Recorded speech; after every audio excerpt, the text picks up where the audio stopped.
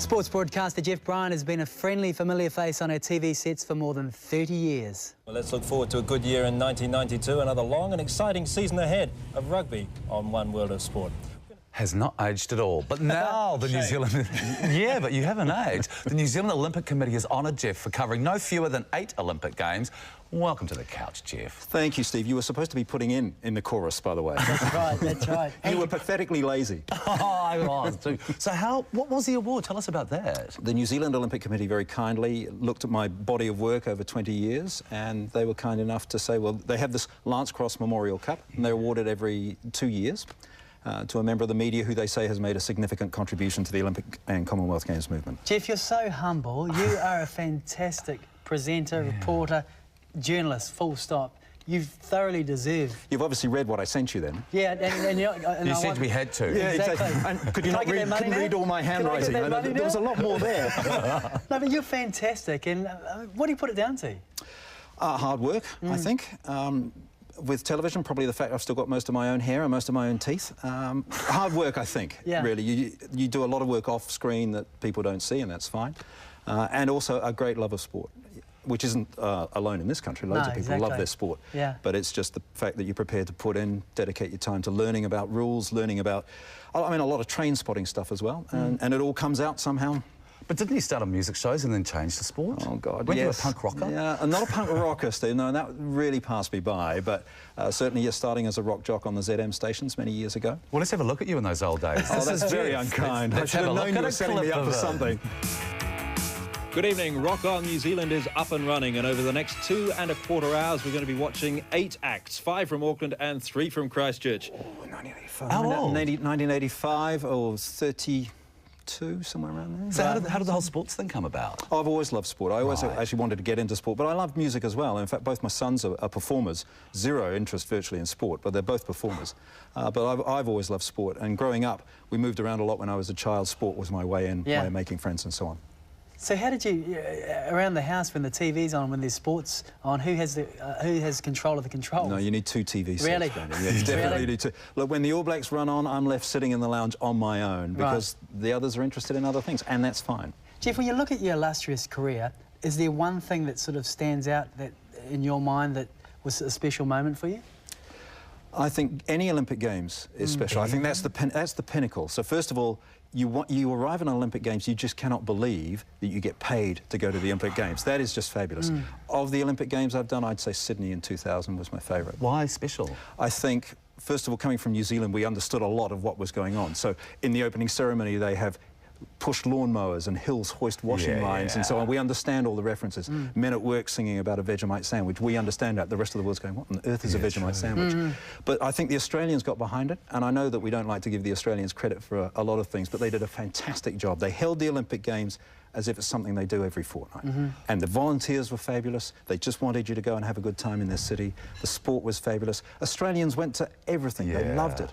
And it was impossible not to get caught up in that whole Olympic spirit. It was wonderful. Okay, I'm going to ask, how important is your wife when you look at... She's very important. Yeah, hugely important. Oh, sorry, there was a bigger question. There's a bigger question because you're away a lot of the time. You've been to 8 Olympic Games, you've been to Commonwealth Games, obviously spending time away from the family. How important has she been for your career? We have 4 children, so it's like Mrs. Anne Quinn, you know, you have to be extremely I can't believe she's still with him, actually. You said that, I couldn't possibly comment. Keith over there. I believe he's not a million miles away from us as we speak. Have there been times, though, when you have felt, oh, I wish I was home now, when, like, if you've missed any big events, have you felt that? There was a time, Steve, in 1990, while I was away in the UK for a month, and Jan was heavily pregnant with our 4th child, and the other 3 all came down with chickenpox. How popular do you think I was at home at that point? So those are the sorts of things that happen. So. But you obviously have a really close relationship with your family because all your kids are still at home. Move out. 3 of the 4 of them are at home. Yeah, I'll be sorry when they leave too. I enjoy having them around. They're great. Well, it's interesting. I was reading some notes about your dad, and he had a lot to do with, was it EMI? A subsidiary record company of EMI. EMI, yes. And he had the opportunity. I can't remember what his job was. Maybe you can share the story about the Bee Gees. Yeah, he was on the recruitment side, which was a job to which he was not suited, shall we say.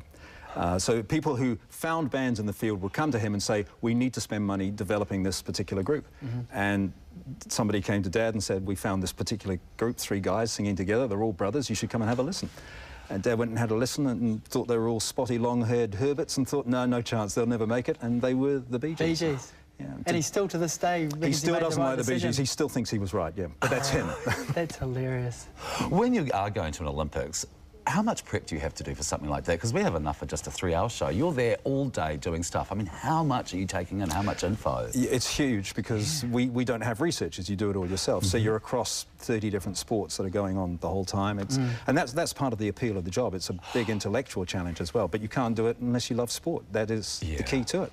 But it's wonderful. That's what we were talking about before out there. I said sometimes they'll need a fill. They'll need a fill for 20, 30 minutes, maybe an hour, and it's handball. Yep. So you literally would have read the handbook? I'll know all the rules about handball. I'll know which teams are likely to do well, which teams are actually doing well in the Olympic Games, where they are in the table, the results that they've had, what this particular game we're about to see means. And you'll have all that up there. Must be quite nervy, though, heading into a sport you really don't know a lot about.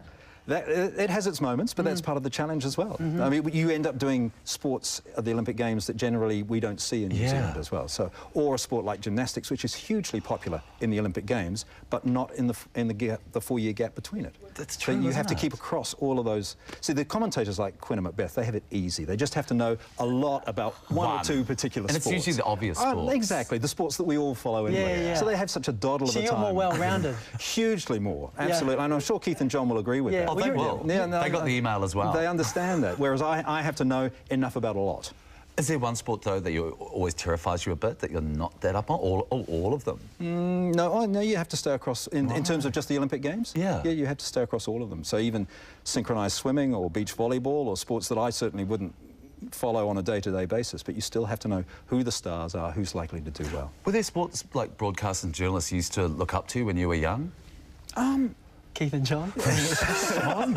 I think when I was at primary school, yes, Keith was probably the one I looked up to most of all. Because I always like working with Keith and John because it makes me feel like I'm a part of the TVNZ youth development programme. You got anything to say, boys? No, we're dumbfounded. We're coming on next. Yeah, we get the last word. I didn't know they were there. Goodness me. Did I say that out loud? When you look at the Olympics, Commonwealth Games, is there one event that stands out or a moment? A moment. Oh, wow. Well, I think if you look at my first Olympic Games, which was Seoul, 1988, there was the men's 100 metres where Ben Johnson forced us all to learn to pronounce stanozolol. Yeah. And then you can bookend that with Beijing last year, the men's 100 metres, and Usain Bolt was just out of this world. Just phenomenal, suddenly running these magnificent times and just blitzing top-class athletes. It was fantastic. Jeff, it's great having you on the show. You are going to be hanging around, though. Jeff will recognise these two. There they are, the terrible two. Where are they? Just ahead, Keith Quinn and John Macbeth with their sideline sports case for the defence. Go nowhere.